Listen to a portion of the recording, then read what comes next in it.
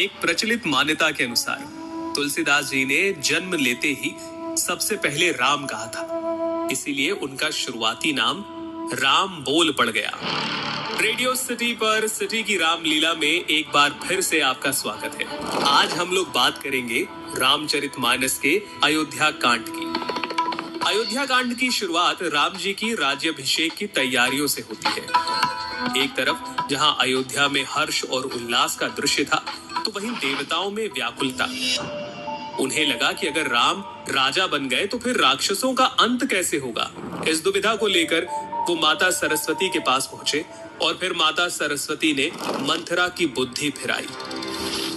मंथरा ने कैकई से कहा, यदि कल राम का राज तिलक हो गया, तब समझना कि विधाता ने तुम्हारे लिए विपत्ति का बीज बो दिया। कौशल्या तुम्हें दुख देगी और भरत को कारागार में डाल दिया जाएगा।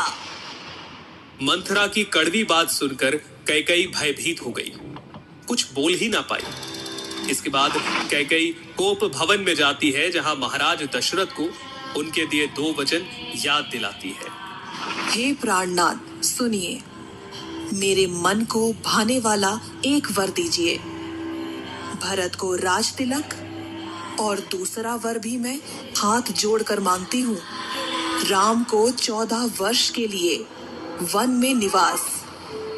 कैकई की बात सुनकर महाराज दशरथ सहम गए। उनका शरीर ऐसा हो गया जैसे ताड़ के पेड़ पर बिजली गिर गई हो। इस सूचना के बाद अयोध्या वासियों का हर्ष विषाद में बदल गया।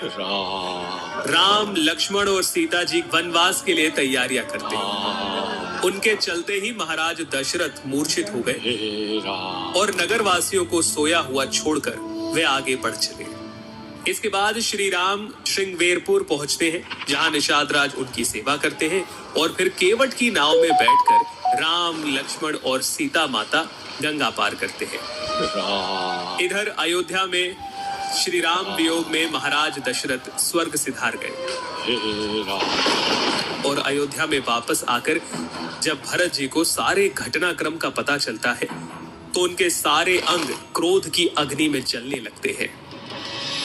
अपनी तूने सारे कुल का नाश कर दिया। यदि तेरी इतनी ही बुरी रुचि थी तो मुझे जन्म लेते ही मार क्यों नहीं दिया।